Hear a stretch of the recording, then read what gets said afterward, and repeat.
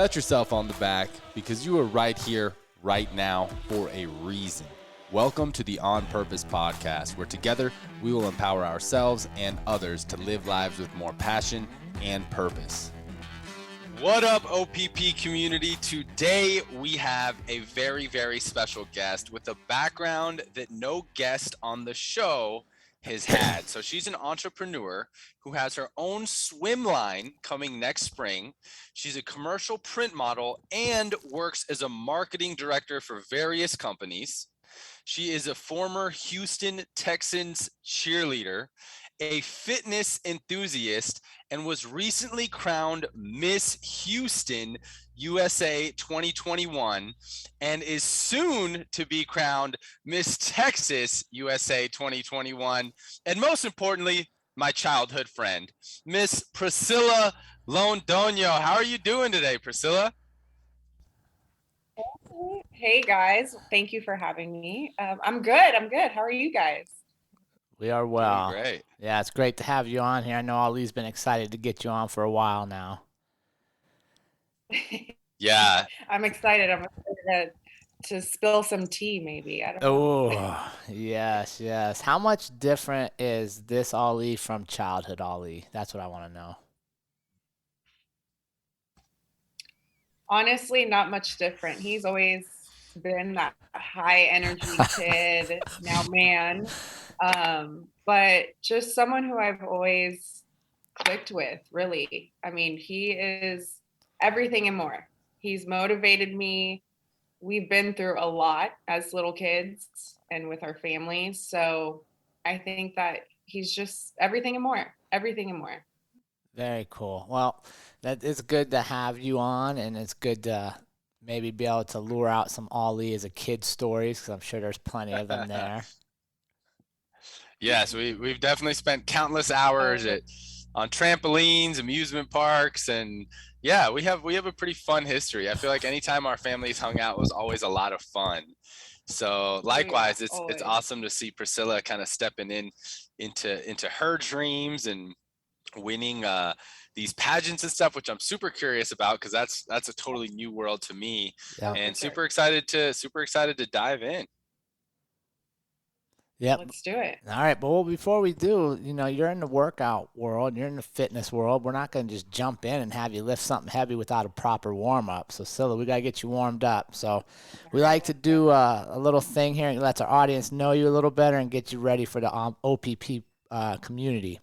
So first off, Scylla, I know you're getting ready for Miss Texas, and you probably got that diet dialed in, so everything's going well. But I got to know. You get stuck on an island for the rest of your life, and you get one food. What are you taking with you? One food. For the rest of your life. Burgers. Burgers. Literally. Yeah, that's my go-to cheat meal.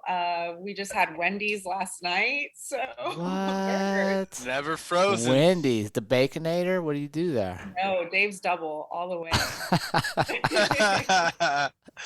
That is hilarious. Would not have guessed that. That's my secret to this body right here. The Miss Houston secret, Dave's Doubles. Yeah. All right, Priscilla, question number 2.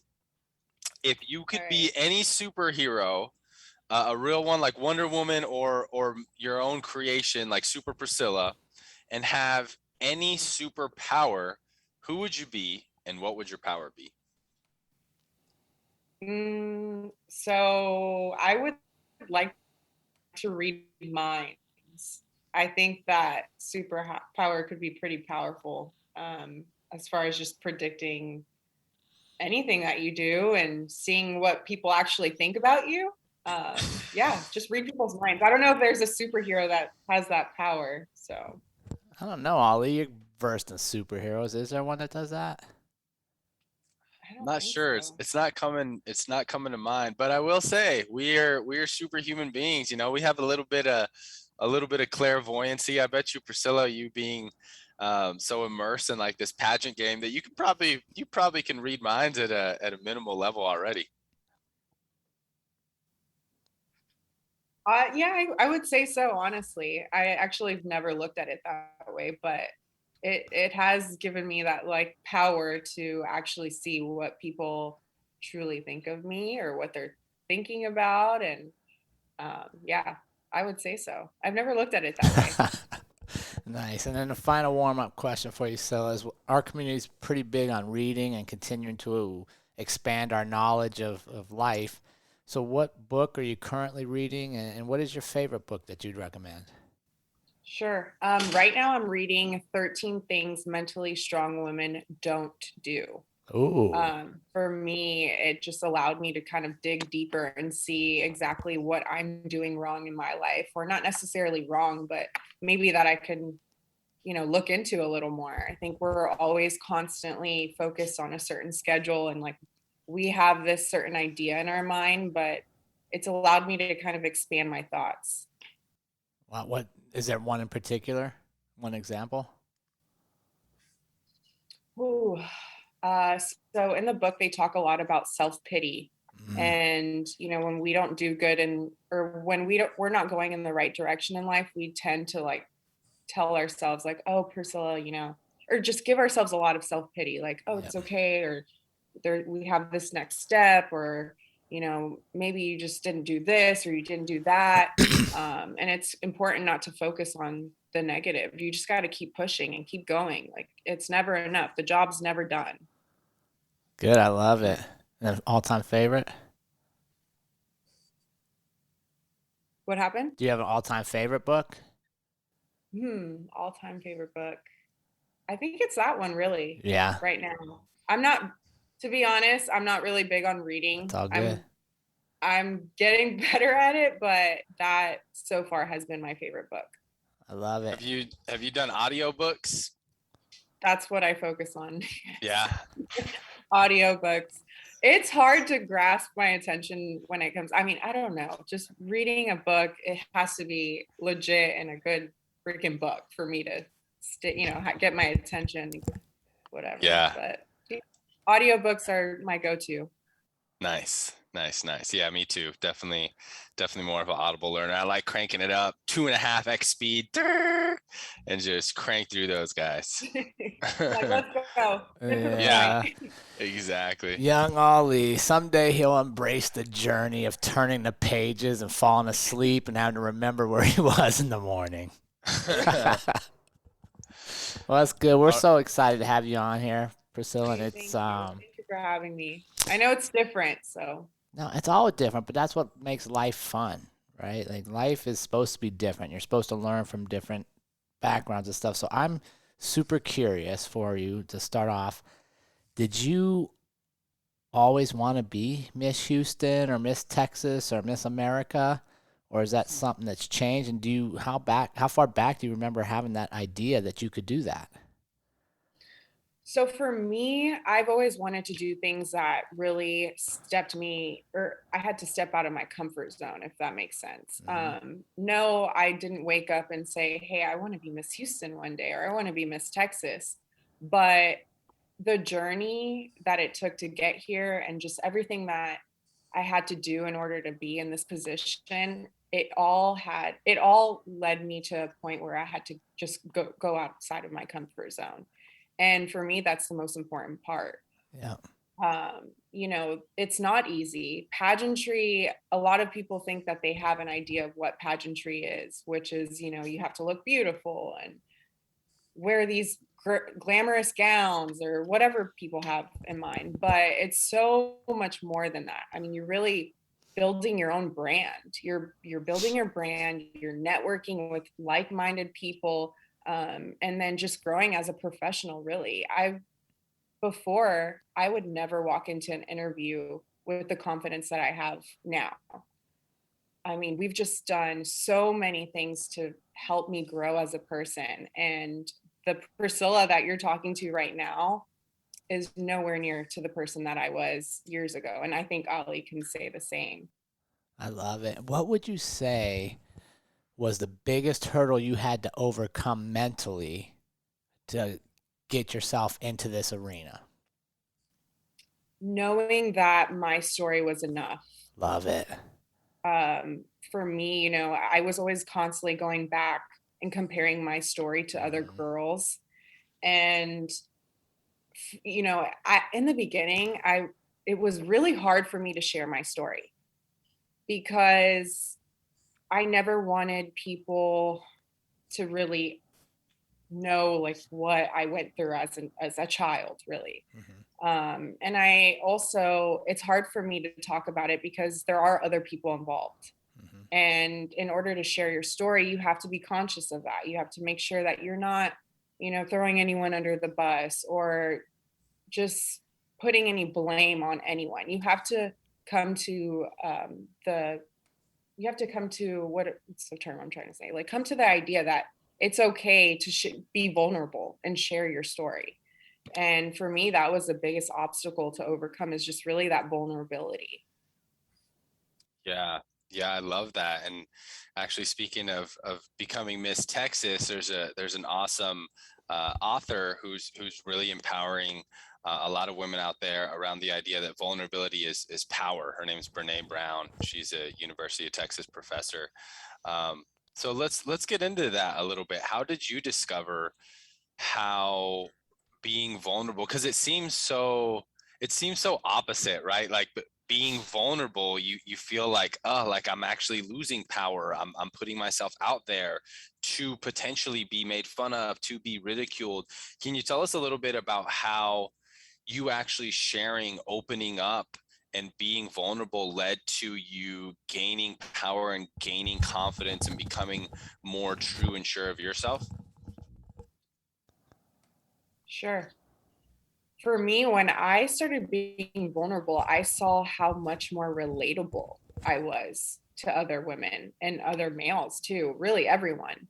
Um, you know, when you start sharing your story, then you start getting all of these people coming to you like, damn, like I've been there too, or I've gone through that too, you know, please share your story. And when you have such an impact on others that you necessarily don't even realize. I never even realized I had that much of an impact on other people until I started getting messages from random girls and random women telling me how, you know, me sharing my story and what I went through as a child helped them come out and talk about their obstacles in life. So really, it's just all about being relatable. That's all people want to see out of someone. It's like when I listen to podcasts or when I read a book or when I look up to a celebrity or whoever you look up to in your life, I want to see that they're relatable and that they've been through the same crap that I have. Mm-hmm. Or not necessarily, maybe not the same exact stuff, but something similar, something that I can relate to. Yeah, I think Yeah. people want to see that nobody has the perfect life, right? Like we Exactly. identify with the imperfections in each other, which is kind of the irony of a lot of what we do in the world now is try to make everybody think we're perfect, right? With the perfect social media post, the perfect picture, the perfect dinner out, the perfect boyfriend, the perfect wife, whatever. When the flip side of it is people actually relate to your imperfections and Right. struggles. Right. So in an ideal world, Priscilla, you win all these things and you become the woman that little kids and especially little ladies are looking up to. And what would you tell them? What would you say to any little girl out there that's looking up to you right now? What piece of advice would you share with them? I would tell her that the job's just never finished. You have to continue to work hard in every single thing you do in life. And no matter where you are in life and how many things that you've succeeded in, don't think that it's done. Like that I did this and this is gonna, you know, help me throughout the rest of my life. Just because let's say I win Miss Texas, that isn't the finish line for me. There's so much more ahead of so much more ahead of me that I want to accomplish. And it's important for young girls to focus on that, just to know that, the job is never done. You have to keep working at every single thing you do in your life. Yeah, that perpetual progress, perpetual work. I love that, how you have that philosophy of that it's never done, it never finishes. So I'm curious, Priscilla, and I'm sure the listeners are curious. How did you even start that path and start that journey? Because it's such, to most people, right, it's a very foreign world, and I think most people have this idea of like, oh, it's just glamour and whatever the idea is for people, right? But so few people actually step onto that stage, actually wear those crowns. So can you take us back to whatever point in your life that you were either introduced to the pageant world, and when you decided like, hey, I'm going to go for Miss Houston, and I'm going to do this? Tell us about that experience and how that journey unfolded for you. Sure. So I've been modeling since I was a little girl. That was always a passion of mine. It's something that I was good at. And I wanted to do something that was a little more outside of my comfort zone, but at the same time in the same industry. So I looked into pageantry, and was watching, I don't know if you guys are familiar with Miss Universe, but it's a huge pageant, and it's obviously from women all around the world, and they compete for that title as Miss Universe. So I looked at that, and I saw just how these women have really grown as individuals and what they represented, and just their whole brand as an individual. And I saw that, and I'm like, okay, maybe I can try that, or maybe I can take, some steps to get to that point. So I was introduced to this pageant industry here in Texas by a mutual friend. And it was so random for me, because I thought pageants were exactly what everyone else thought it was, which is that glitz and glamour and just, I don't know, all the things that really Miss Houston and Miss Texas isn't. And as soon as I started that journey, I realized all of this. I saw that it was so much more than just putting on that crown and sash and looking pretty. It was really all about self-development and knowing how to brand yourself and carry yourself with grace. Because I think, with everything going on in this world, we kind of get lost. And it's just important to be an example for our youth and be that motivation for someone. And that's what I care about most, is just being that right example and motivating young women to just be themselves. And when you do that, like, there's opportunities are endless. Yeah, I love that you mentioned grace. That's a word that resonates with me a lot in today's world. So what does that mean to you when you say stuff going on in the world and to carry yourself with grace? What does that look like to you to be graceful? I feel like we all have opinions on what's going on in the world, right? And it's important to make sure that you speak on these certain opinions with grace. Everyone's just so, I feel like everything is so scattered brain right now. Like, it's chaos, it's chaotic. And when you understand how to carry yourself with grace, then you're able to deal with these situations in a better way, I guess you can say. And that, for me, it took time. Like, when I think about it's hard to talk about this because it's such a sensitive topic. I could say, I mean, everything that's going on, it's shitty, right?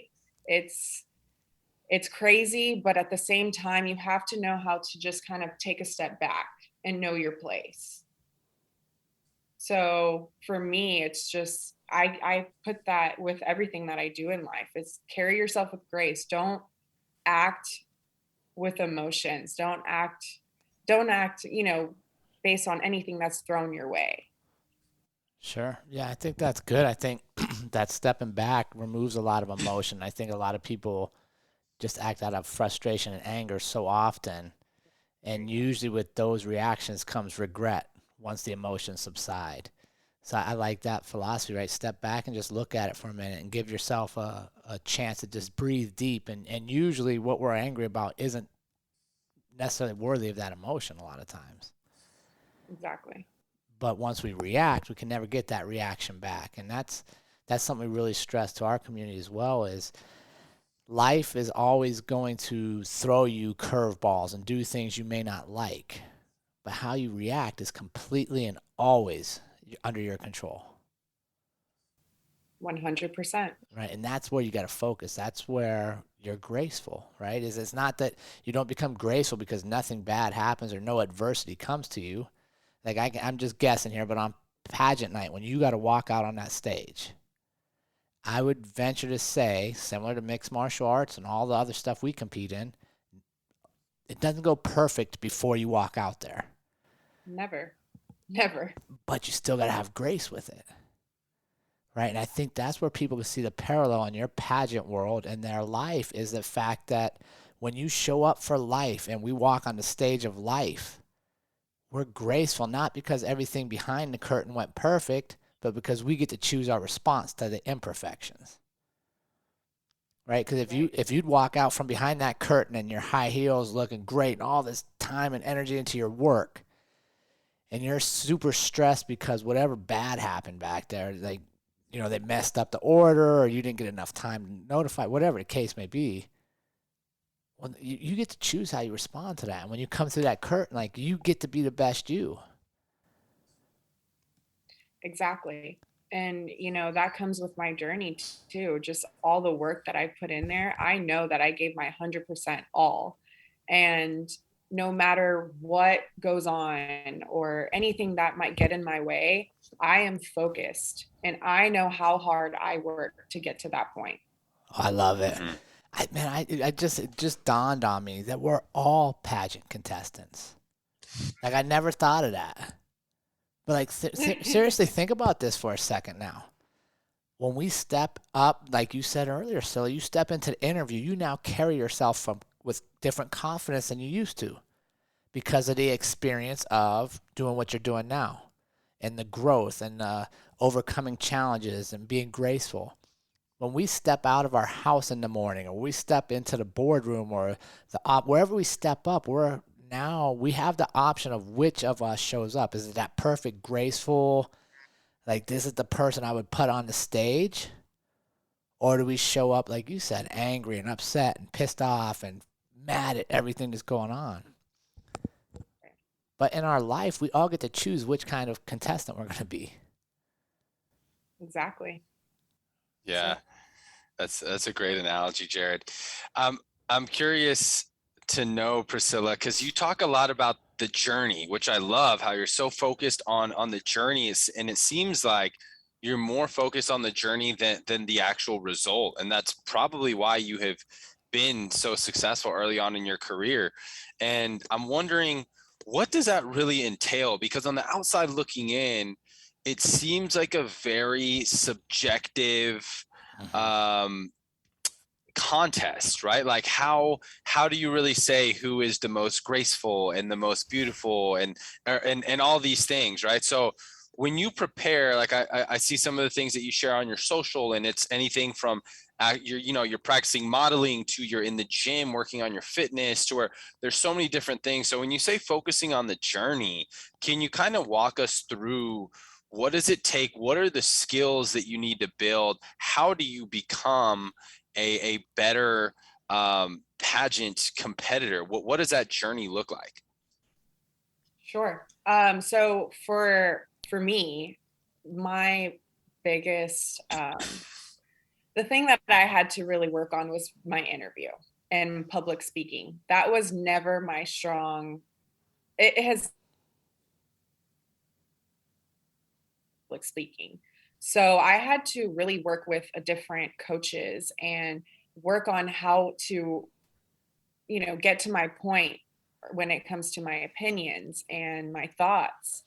And I've been involved in a lot of different events. So I was just an MC at a Houston Millennial event, which is something that it's a bunch of Houston millennials, and they get together and they network. Basically, they share their business ideas. And that is something that I could have never done if it was me a couple of years ago. So it's a lot of just self-development, working on your mental health, working on branding yourself. So when it comes to my swim line, that was something that I've always wanted, but I didn't think it was reachable. I didn't think that I could ever do it, which is start my own business. So I'm talking to, different people in the industry, in the fashion industry, and just building my brand. So it's so much more than getting on stage and wearing that beautiful gown and looking pretty in pictures. Like for me, it's the journey, it's the process. And what else? I mean, really just everything. So much growth. It's so much more than what people think. Yeah. It's growth. I tell you what, you just made my hands get sweaty again talking about MC and stuff. Ollie, have you ever done that? Oh yeah. Maybe like some small events, but nothing big. I emceed a fundraiser for the wrestling community. 500 plus people there, and it was pretty expensive. Yep. And the keynote speaker was Kyle Snyder. I don't know if you're familiar with him. 2-time Olympic champion, 4-time NCAA champion, one of the best wrestlers in the world. So they have me emceeing, right? And I'm nervous. I'm not gonna lie. I'm up there nervous, and they have this dessert auction, and they're like, "You got to kick this off right away at the beginning of the show, so that people start spending all this money on the desserts, and then at the end of the night, like table 1, you raised $4,000, you pick dessert number 1, and table 2, you were $3,580, you get dessert 2, and if your table's last, you get whatever dessert's left." Right? So I'm up there, and I'm talking about that. I'm like, "Hey, y'all gotta get bidding on these desserts. Because if you come in last, you're getting that box of Safeway cookies back there." And I was like, "Oh, unless, of course, you brought that box." And then don't worry about it, but that's okay, too. You know what I mean? And people started laughing because my wife's like, "You literally totally offended whoever brought those cookies." And I was like, "Well, I don't know." They laughed, so we were good. So then after that, I was like, "I'm not emceeing ever again." That was awful. Yeah, no, and I was surrounded by people in politics. So that pressure, I'm like, crap. Like if I say something wrong, or I don't know, it's a lot of pressure. But hey, I handled it. I did it, and people they responded well to it too. I mean, I had a lot of individuals come up to me and say, "Priscilla, like you did that thing. Like we want you at our next event." So it was great feedback, and yeah, I loved it. I loved every moment. Good. And what did you ever think you would do something like that? Never. Not at all. Yeah, Not see? at all. And that's what we love sharing with our community is most of the people that we get to share stories with, where they grow the most is doing the things they never thought they would do. Mm-hmm. Oh, sorry, you cut off. I think my internet went out. Oh, that's right. Just doing the things you never thought you would do is where you grow. Like doing the things you've always done is comfort zone. You, like you mentioned earlier, getting out of your comfort zone. And well, I will tell you though, I've never been invited back to MC. Hey, well, we need to get on that. No, dude, I'm telling you, like that was enough. I was like, God, like I'm good at keynote speaking and I know my stuff. I tell you, at the end of that MC, it was like a 3-hour event. I was freaking tired. I was like, I never want to do this again. But I sold some desserts. There you go.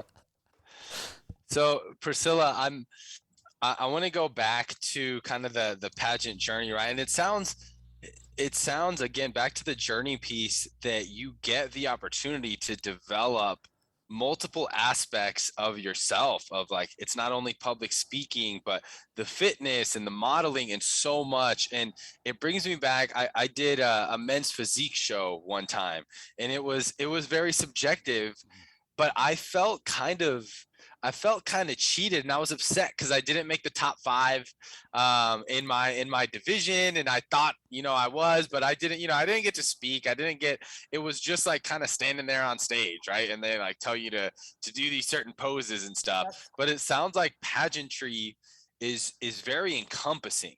of multiple skills, that it's not just like fitness and looks, but also, the whole speaking portion. Can you walk us through, like, what categories are the judges judging on, and how do they decide who is scoring higher in the contest? Yep. So in pageantry, specifically the USA system, they base it on interview, your swimsuit, and gown and stage question.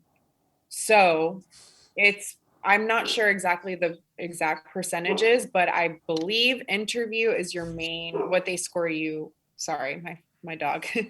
um, they score basically on your interview. That's their main focus. They want to see how you handle pressure, how you are able to, form your opinion on certain subjects and certain things that are going on in this world. So they ask you questions based on your personal bio, and they also ask you questions on current events. So, Eesh. yeah. So I have to make sure that I'm obviously poised and I have an opinion. It's important to have an opinion. And I think a lot of people get that, mixed up in pageantry thing as well, because they think that girls in pageantry just have to answer to the audience liking. And it's not like that at all. I mean, I have my opinion on a lot of things, and I hope that I can voice that in the correct way. So it's just really, that's where my coaching comes into play too. It's Yeah. you want to voice your opinion, but you also don't want to like be too aggressive with it, I guess you can say. Right. Can you share with us, when you won Miss Houston, what was something in the interview portion that you felt maybe a little bit like, oof, I don't know, I don't know if I was too aggressive there, or maybe a question that brought out the most emotion in you? If I can remember. um, let's see. For my questions, it really was all about self-growth. They asked me a lot Hmm, about my own journey. nice. What made me different? What made me different from the rest of the girls? Or what was a huge, obstacle that I went through in life that changed me as an individual? Mm, They kind of cut deep with the questions for me. It was more like about digging deep into my own journey, but that's not always the case. So for Miss Texas, I think they will get more political and, ask those current event questions and what's going on in the world. So I'm sure I'll yeah. get hit with a lot of things, Yeah. a lot of important questions. It's a I'm different excited. level. It's a different level. Yeah. And don't you Yeah, me think, too. do you think, what's your opinion then? What's the most important area to grow in, or what's been the most important area of growth for you in your pageant journey? Is the For ability, me, go ahead, I'm sorry.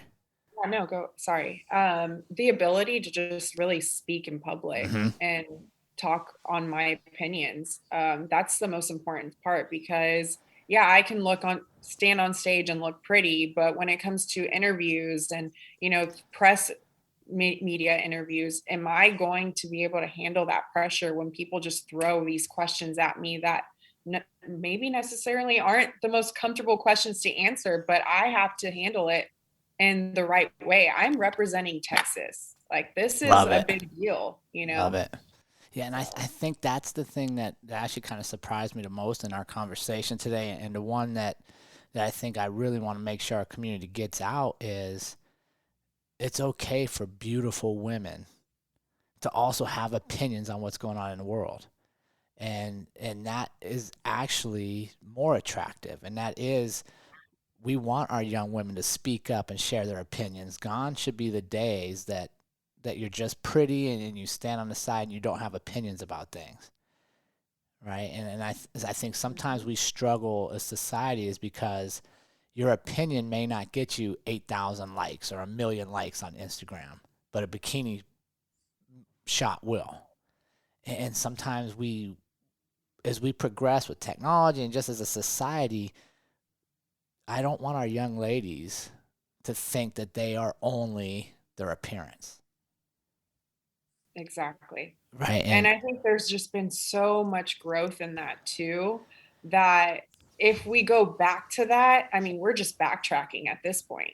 You know, we've so many different females and women in this world have just succeeded in so many ways, and I look up to them because of this. yep. And it's important to keep that pace going and not backtrack really. And I love how you said they're your opinions, but you reflect the whole state of Texas when you win this. And I think that if we all had that philosophy, right? Like, okay, I have my opinion on this, but my opinion represents my whole family. Would I be more graceful? Right? Like if Ollie and I walk into a business meeting and we have our opinions, but our opinion represents the whole on purpose community, would we Right. take a minute and think more globally, more bigger picture than just what is my opinion right now, what benefits me, which would lead us to a great place, which is a lot less selfish of a world. Exactly. Look at all the changes you're making to people, Scylla. Yeah, Scylla. Oh. So Scylla, I was reviewing your submission form, your guest submission form, and I loved how you on the purpose portion, on asking, how did you discover your purpose? You wrote, I'm still trying to Mhm. fully discover it. And I think that's everyone, right? Like new things happen in your life, and your purpose is revised and reformed. Um, so with this new journey, can you tell us what your purpose is shaping out to be?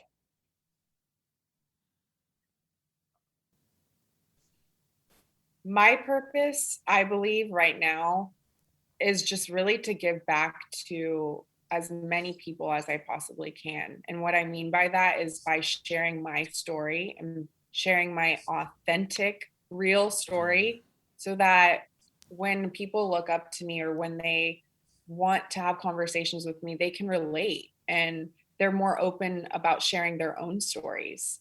So for me, it's just being relatable. I mean, being real and sharing exactly what I went through so that they know it's okay to show or to share their obstacles in life.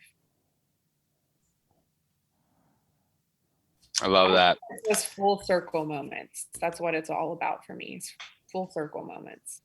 Yeah.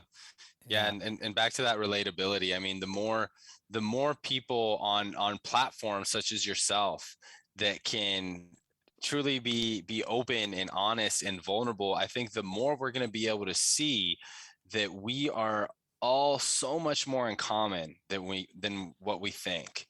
Whether it's the billionaire in the high rise to the homeless man on the street to the Miss Texas to the girl who's never even heard of a pageant. We all have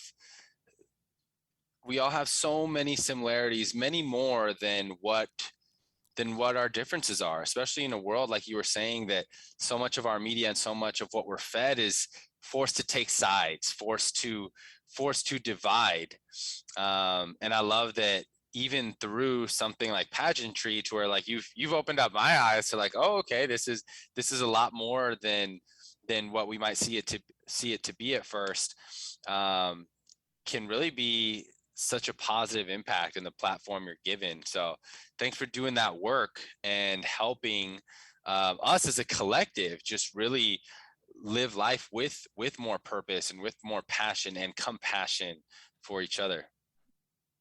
Yeah, I think Priscilla, you said something earlier that I think is very important, and I think it's true for almost everybody. Is that you started thinking about the things that went wrong or the things that were not perfect in your childhood when you were younger, and you started sharing those stories. Then other people reached out to you and you're like, well, that kind of happened to me too, or it's similar to this, and that's something that I think we people need to realize is that the things that go wrong or that maybe were bad they can either be a hindrance to you in progression of life if you never get over them, or they actually become your pillars of strength. Right? And then they become the foundation for who you become because you went through this experience. And that's what sharing stories does. And that's what embracing your imperfections and sharing it with the world does, is it allows you to now build on that strength. And then other people see theirs and they build. What do you think on that?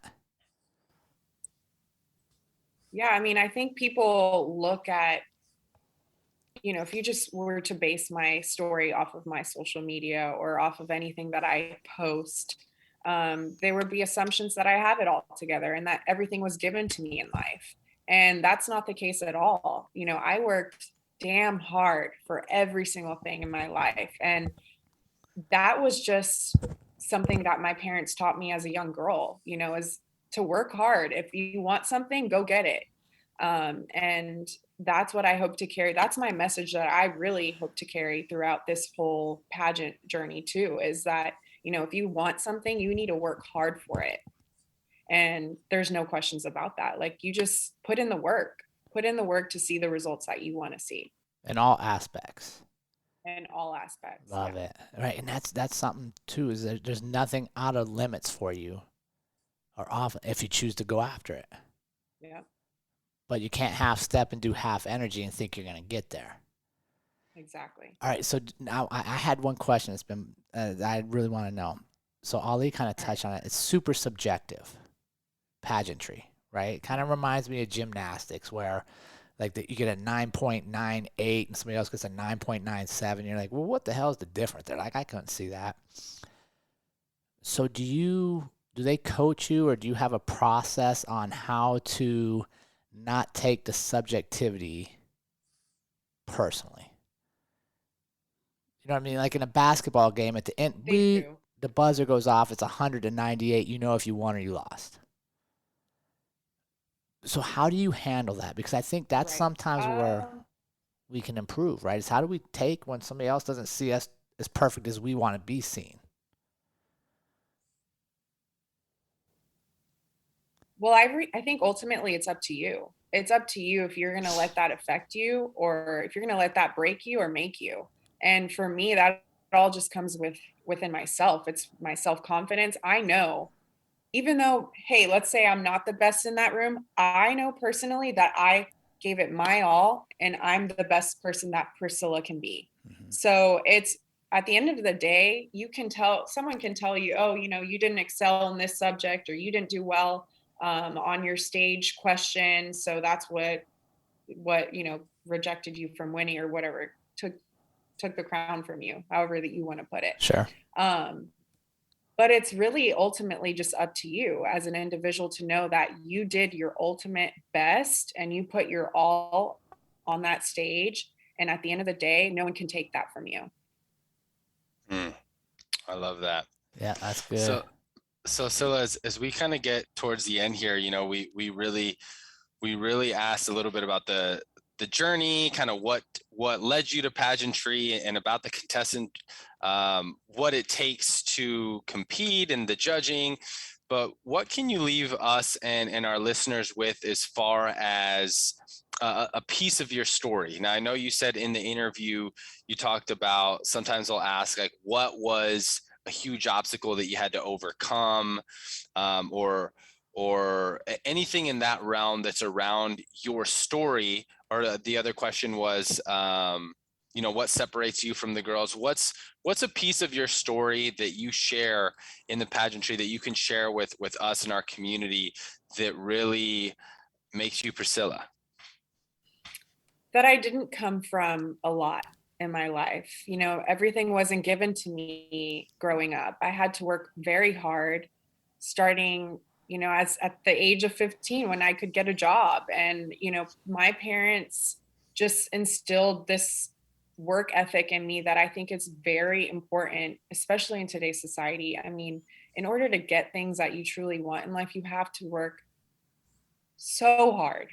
And in order to be the best in whatever you do, you need to make sure that you are just putting in that work and you represent that in every single way. You carry yourself in a way that people look up to you in every way possible. So really, it's just,